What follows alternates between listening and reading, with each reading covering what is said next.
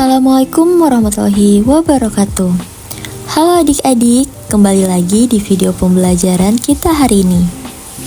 Pada kesempatan kali ini, kita akan membahas tentang kenampakan alam dan kekayaan alam. Semoga materi yang disampaikan bisa membantu kalian lebih memahami dan memperdalam pengetahuan ya. Yuk mari menyimak bersama. Oke adik-adik, jadi yang pertama kita akan membahas tentang kenampakan alam. Tahukah kalian apa itu kenampakan alam?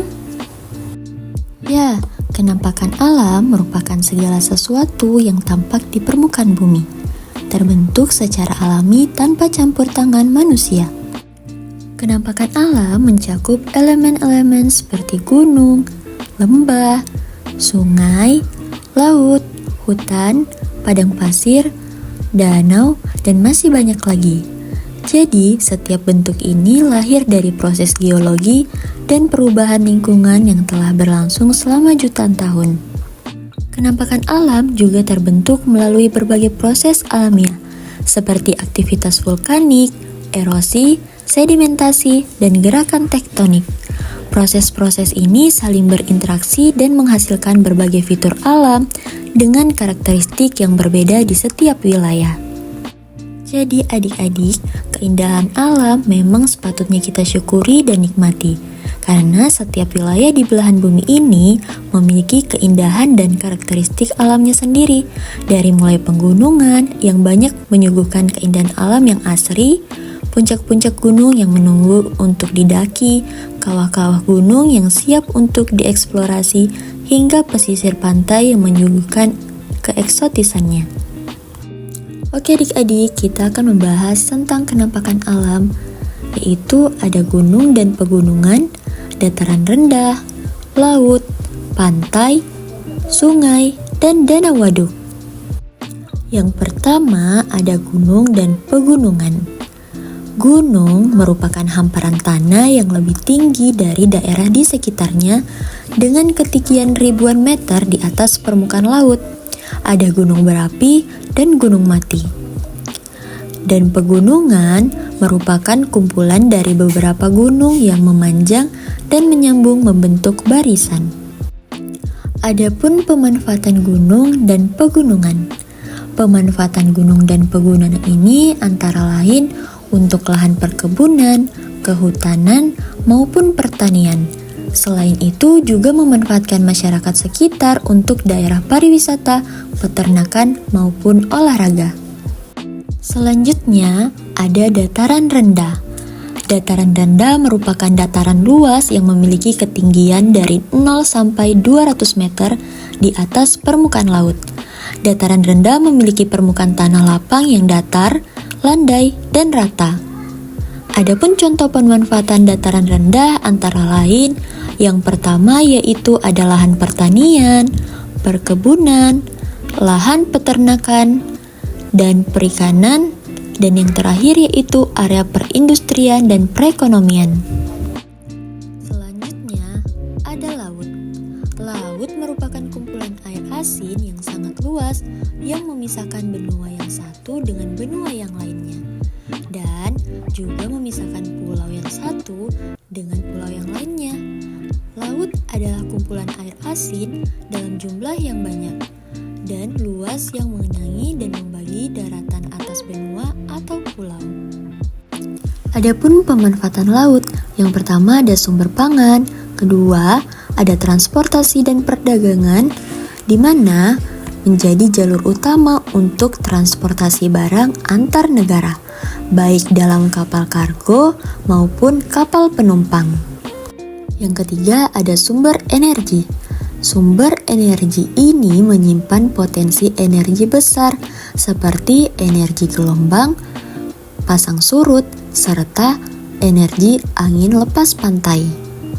Yang keempat ada sumber bahan baku industri seperti garam laut, mineral, dan bahan baku lainnya yang berasal dari laut digunakan dalam berbagai industri termasuk industri kosmetik dan farmasi.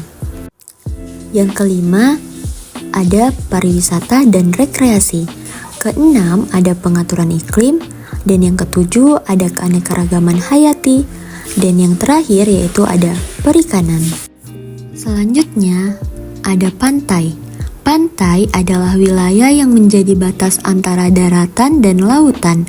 Bentuk-bentuk pantai berbeda-beda karena terjadi proses yang beragam seperti pengikisan, pengangkutan, dan pengendapan oleh adanya gelombang, arus, dan angin yang berlangsung secara terus-menerus.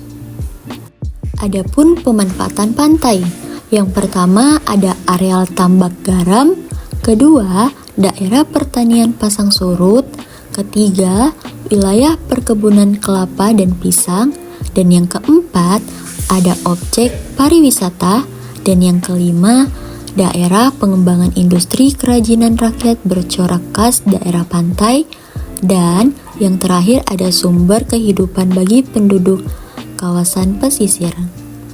Selanjutnya sungai merupakan bagian dari permukaan bumi yang rendah dan dialiri oleh air. Air itu mengalir dari dataran tinggi atau hulu sungai menuju dataran rendah dan bermuara di laut. Adapun pemanfaatannya, sesuai dengan keadaannya, sungai dimanfaatkan untuk berbagai hal, antara lainnya yaitu sebagai sarana transportasi, perikanan, pengairan, sumber tenaga listrik, olahraga, dan rekreasi. Selanjutnya ada danau. Danau adalah permukaan bumi berupa cekungan yang sangat luas dan digenangi air. Terbentuknya danau ada yang berasal dari letusan gunung berapi yang disebut danau vulkanik, seperti Danau Kerinci, Danau Kelimutu, Danau Lamongan dari Jawa Timur. Adapun pemanfaatan danau yang pertama yaitu sebagai perikanan, pengairan, tempat wisata, dan persediaan air. Selanjutnya ada waduk. Waduk atau bendungan merupakan kenampakan buatan yang diciptakan manusia dengan cara membendung aliran sungai. Sebagian besar pemanfaatan waduk tidak hanya untuk pengairan sawah dan perkebunan saja, tetapi juga untuk pembangkit listrik tenaga air.